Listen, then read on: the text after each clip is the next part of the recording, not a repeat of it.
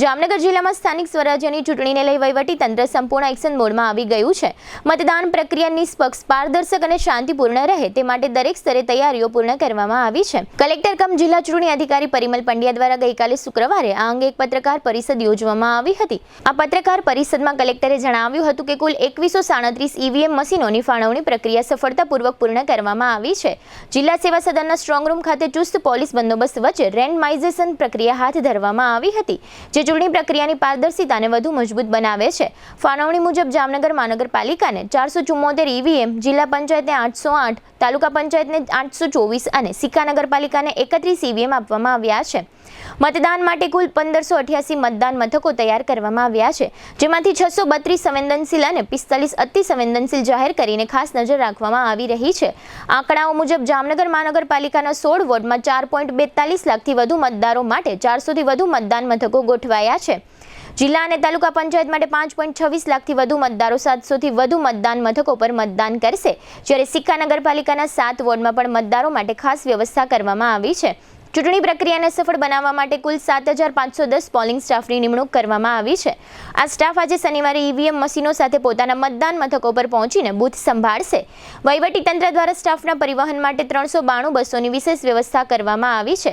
મહાનગરપાલિકા માટે 160, સિક્કા નગરપાલિકા માટે 6 અને જિલ્લા તાલુકા પંચાયત માટે 226 વાહનો ફાળવવામાં આવ્યા છે। જિલ્લા કલેક્ટર પરિમલ પંડ્યાએ સ્પષ્ટ કર્યું છે કે તમામ તૈયારીઓ પૂર્ણ થઈ ગઈ છે। પત્રકાર પરિષદ દરમિયાન જામનગર જિલ્લા પોલીસ વડા ડોક્ટર રવિ મોહન સૈનીએ જણાવ્યું હતું કે શાંતિપૂર્ણ મતદાન થાય તે માટે કુલ 2877 પોલીસ સ્ટાફ મતદાન મથકોએ પોતાની ફરજ બજાવશે।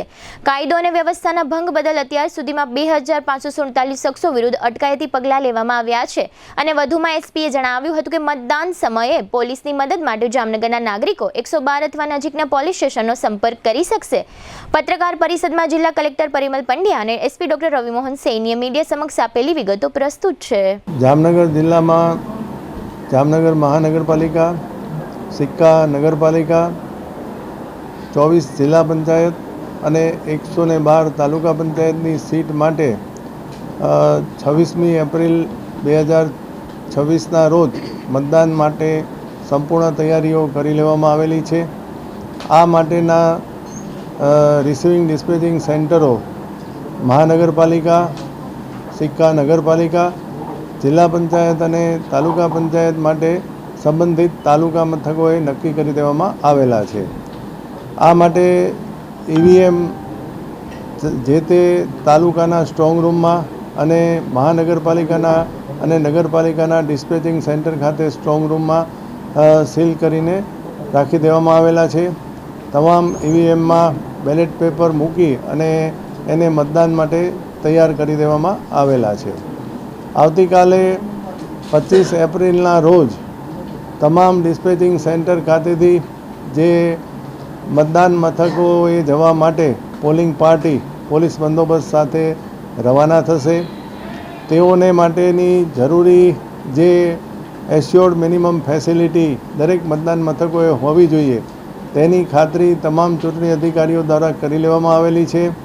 તમામ મથકોએ વીજળી, પાણી અને ફર્નિચરની સુવિધાઓ પૂરી પાડવામાં આવેલી છે। આ ઉપરાંત ઉનાળાની પરિસ્થિતિને ધ્યાનમાં રાખી અને તમામ મતદાન પાર્ટીઓને આપણે એક મેડિકલ કિટ પણ આપેલી છે। રિસીવિંગ ડિસ્પેચિંગ સેન્ટર ખાતે પણ મેડિકલ ઓફિસરની એક ટીમ ઉપલબ્ધ કરાવવામાં આવશે। દરેક મતદાન મથકોમાં મતદારોને પણ પૂરી સુવિધા મળી રહે તે માટેની પૂરતી કાળજી લેવામાં આવેલી છે। એક મતદાન મથક હોય અને બીજા ક્લાસરૂમ ત્યાં અવેલેબલ હોય તો વૃદ્ધ મતદારો અને બાળકો સાથે આવતા મતદારોને છાયાની વ્યવસ્થા મળી રહે તે માટે અન્ય ક્લાસરૂમ પણ ખુલ્લા રાખવાની સૂચના આપવામાં આવેલી છે। જ્યાં આગળ આવા ક્લાસરૂમની ને એવી સુવિધાઓ ન હોય ત્યાં આગળ ચૂંટણી અધિકારીઓને છાંયડાની વ્યવસ્થા કરવા માટે પણ આપણે સૂચના આપેલી છે। આ ઉપરાંત દિવ્યાંગ મતદારો માટે પણ જરૂરી વ્હીલચેરની કે એવી સુવિધા કરવા માટે ચૂંટણી અધિકારીઓને આપણે સૂચનાઓ આપી દીધેલી છે। મતદાન પૂર્ણ થયા બાદ પોલિંગ પાર્ટીઓ રિસીવિંગ સેન્ટર ખાતે આવી અને તેમના મતદાન થયેલ ઈવીએમ જમા કરાવશે। અને કાઉન્ટિંગ સેન્ટર ખાતેના જે સ્ટ્રોંગ રૂમ છે એમાં આ પોલ્ડ ઈવીએમને રાખવામાં આવશે. જામનગર મહાનગરપાલિકાનું કાઉન્ટિંગ હરિયા કોલેજ ખાતે 16 વોર્ડનું રાખવામાં આવેલું છે. સિક્કા નગરપાલિકાનું સિક્કા નગરપાલિકા ખાતે કાઉન્ટિંગ કરવામાં આવશે. અને જે તાલુકા પંચાયત અને જિલ્લા પંચાયત માટે જોડિયા તાલુકા સિવાય તમામ તાલુકા મથકોએ કાઉન્ટિંગ કરવામાં આવશે. જોડિયા તાલુકાનું જે કાઉન્ટિંગ છે એ ધ્રોળ ખાતે કરવામાં આવનાર છે.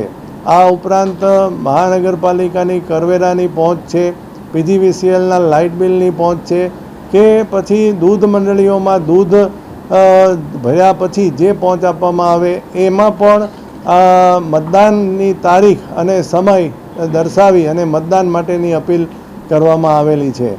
એમ સમગ્ર જામનગર જિલ્લામાં વહીવટી તંત્ર 26મી એપ્રિલના મતદાન માટે સંપૂર્ણપણે સજ્જ છે અને જામનગર શહેર અને જિલ્લામાં લોકો વધુમાં વધુ મતદાન કરે એના માટેના જે સોશિયલ મીડિયા ઇન્ફ્લુએન્સર છે એના માટે પણ એમને પણ એમના જે સોશિયલ મીડિયા પેજ ઉપર અપીલ કરવાની સૂચનાઓ આપેલી છે. અને આપના માધ્યમથી પણ હું તમામ મતદારોને 26મી એપ્રિલના રોજ ખૂબ મોટી સંખ્યામાં મતદાન કરવા માટે જિલ્લા વહીવટીતંત્ર વતી હાર્દિક અપીલ કરું છું.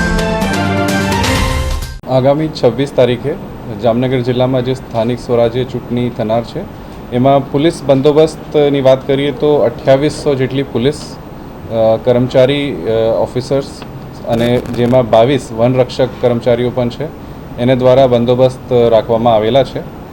સાથે સાથ જ્યારથી આચારસંહિતા અમલમાં આવી ત્યારથી આજ દિન સુધી 4200 અટકાયતી પગલાં લેવામાં આવેલ છે. 564 પુરોહિત રાણુના કેસીસ કરવામાં આવેલા છે. 38 પુરોહિત રાણુની જામીન કેન્સલ કરવા માટે રિપોર્ટ કરવામાં આવેલા છે. 3 તડીપાર કરવામાં આવેલી છે અને 15 પાસા કરવામાં આવેલી છે. જિલ્લામાં જે 20 ચેકપોસ્ટ કાર્યરત કરવામાં આવેલી હતી એમાં 2.5 લાખથી વધારે વાહન ચેકિંગ કરવામાં આવી છે. સાથે સાથ ઇંગ્લિશ દારૂના જે કેસીસની વાત કરીએ તો 1.5 કરોડની ઉપરના મુદ્દામાલ જ્યારથી આચારસંહિતા અમલમાં આવી ત્યારથી એટલા અમે કેસીસ કર્યા છે. દેશી દારૂમાં 6.25 લાખ જેટલી મુદ્દામાલના કેસીસ અમે કર્યા છે. સાથે સાથ શાંતિપૂર્ણ માહોલમાં લોકો દ્વારા મતદાન કરવામાં આવે એના માટે અમારી પોલીસ ડિપ્લોયમેન્ટ થઈ ગયા છે. સાથે સાથ આપના માધ્યમથી અમે કહેવા માંગીએ છીએ કે કોઈ પણ પોલીસ લગતે કોઈ રજૂઆત કોઈ પણ પ્રોબ્લેમ પડે તો ડાયલ 112 સંપર્ક કરી શકે છે અથવા નજીકના પોલીસ સ્ટેશનમાં નંબર અમે જાહેર કરીએ છીએ આજે એના ઉપર સંપર્ક કરીને પોલીસની મદદ પણ લઈ શકે છે. સાથે સાથ આ પ્રક્રિયામાં કોઈ પણ કાયદા વ્યવસ્થા બિગાડવાની કોશિશ કરશે, સોશિયલ મીડિયા મારફત કરશે, એના ઉપર ગુના દાખલ કરીને એના અટક કરવામાં આવશે. માનનીય જિલ્લા કલેક્ટર સાહેબના માર્ગદર્શન હેઠળ આજથી ઈવીએમ અને પોલિંગ સ્ટાફનું જે છે અહીંયાથી ડિસ્પેચિંગ ચાલુ થઈ ગયું છે. પોલિંગ સ્ટાફ આજ સાંજ સુધીમાં એમના મતદાન મથક ઉપર પહોંચી જશે અને કાલથી મતદાન મથક ઉપરથી ચૂંટણીની જે પ્રક્રિયા છે એ સક્સેસફુલ રીતે થાય તે માટે તંત્ર પૂરેપૂરું સજ્જ છે. વોર્ડ નંબર 9 થી 12માં આપણે 111 મતદાન મથક છે. એમાં બધા presiding officer, polling PO1, PO અને FPO આપણે બધી ટીમ જે છે આજે રવાના થઈ જશે અને સાંજે પહોંચી જશે. આવતીકાલે માનનીય કલેક્ટર સાહેબના માર્ગદર્શન હેઠળ વહીવટી તંત્ર પૂરેપૂરું સજ્જ છે અને શાંતિપૂર્ણ રીતે મતદાન થાય તે માટે સંપૂર્ણ તૈયારી અમે કરી લીધી છે.